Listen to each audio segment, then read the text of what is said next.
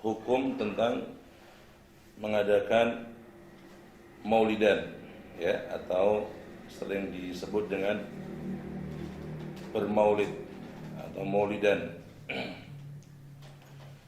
Naam.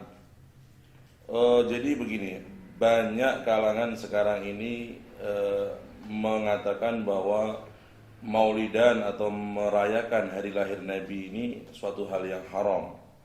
Bahkan mereka ada yang mengatakan bahwa itu berdosa, bahkan ada juga yang mengatakan sampai dosanya dosa besar.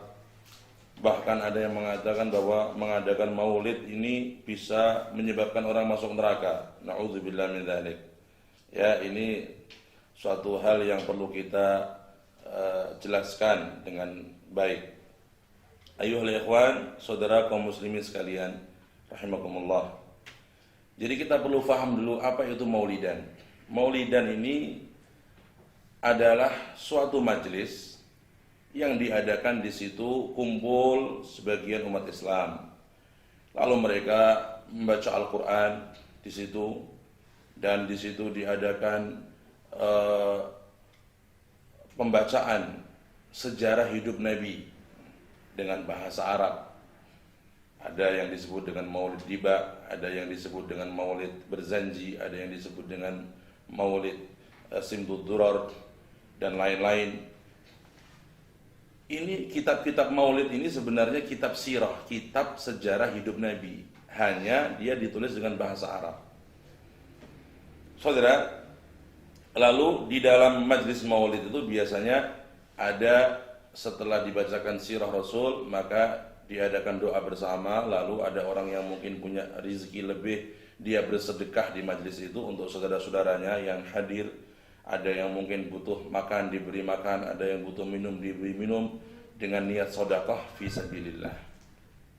Ayyuhal ikhwan, kalau kita pahami maulidan dengan cara semacam itu, sebagian umat Islam kumpul, mereka membaca beberapa ayat Al-Quran atau dibacakan di majlis itu.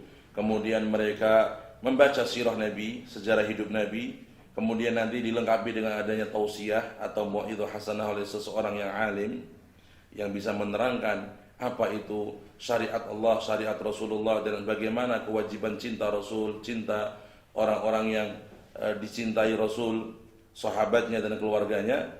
Dan kita melihat dalam maulid itu banyak orang yang berdoa, dalam maulidan itu banyak orang yang taubat kepada Allah.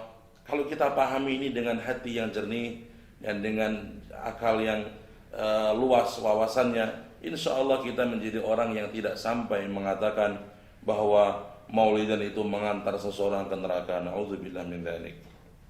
Yang mendorong kaum muslimin dan para ulama mengadakan maulidan tidak lain adalah ungkapan senang, ungkapan cinta kepada Nabi kita Muhammad sallallahu alaihi wasallam. Dan ini suatu hal yang mengandung pahala.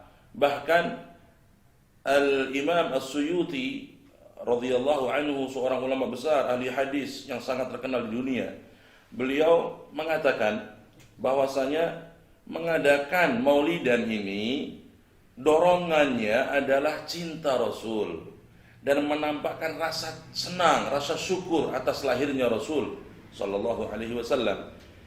Dan amalan semacam ini suatu hal yang berpahala di sisi Allah Subhanahu wa taala. Ini yang harus kita pahami dari fatwa ulama besar seperti Al-Imam As-Suyuti.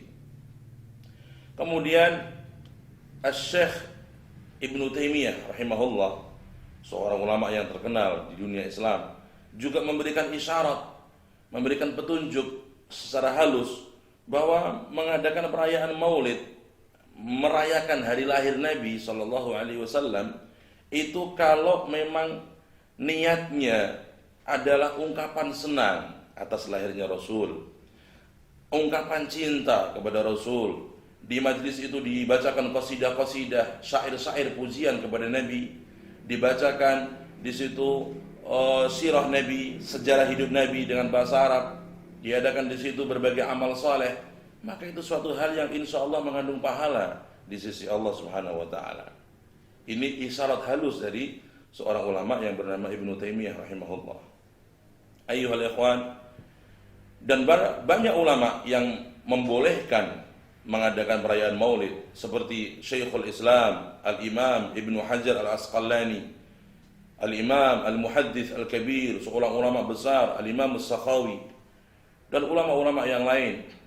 Ya, tidak perlu kita sebutkan semuanya. Jumhur ulama, mayoritas ulama, mereka mendukung dan membolehkan adanya maulidan, karena maulidan ini bisa mendorong seseorang itu lebih mengenal Nabi Muhammad SAW, dan menjadi suatu media, menjadi suatu majelis yang lebih memahamkan umat kepada nabinya, memahamkan umat tentang kewajibannya kepada Rasul dalam mencintainya, di dalam menghormati syariatnya, meneruskan perjuangannya beliau sallallahu alaihi wasallam. Bahkan dalam riwayat para ahli hadis, di sini akan saya nukil, justru pertama kali orang yang memuji Rasul dan menyebut maulidnya Rasul itu adalah sahabat Nabi yang agung bernama Al-Abbas bin Abdul Muttalib.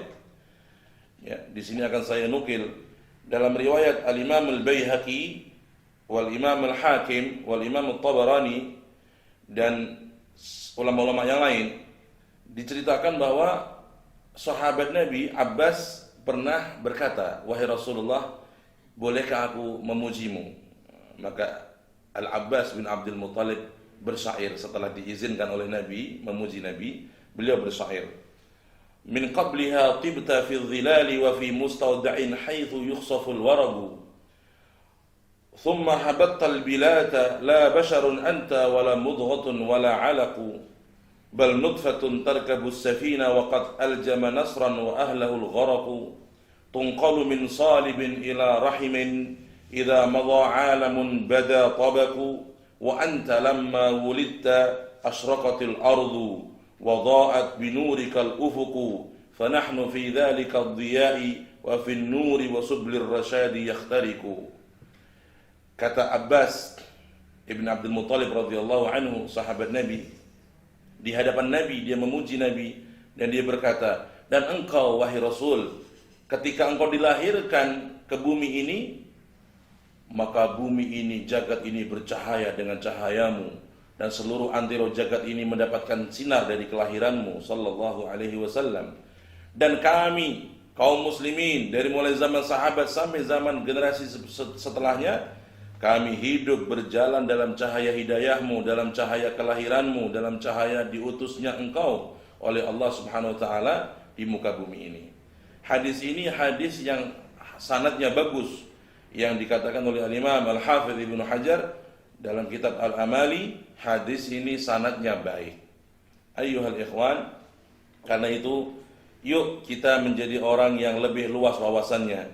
Kalau kita tidak mau bermaulid, maka jangan sampai kita mengharamkan maulidan.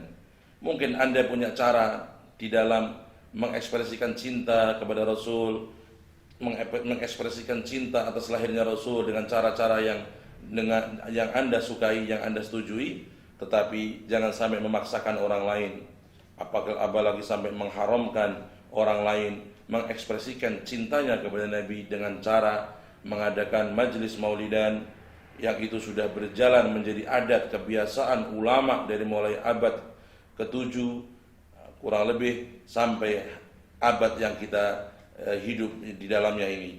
Para ulama di semua negara, di semua daerah mengadakan maulidan sebagai ungkapan rasa syukurnya kepada Allah Subhanahu wa taala atas lahirnya Nabi Muhammad sallallahu alaihi wasallam. Semoga kita menjadi orang-orang yang ditanamkan rasa cinta di hati kita kepada Nabi Muhammad, dan kita menjadi orang-orang yang bisa meneladani sunnah beliau, menjalankan syariat beliau, dan juga selalu berjalan di dalam bimbingan beliau sallallahu alaihi wasallam. Sallallahu ala Nabi Muhammad wa alihi wasallam, walhamdulillahi rabbil alamin.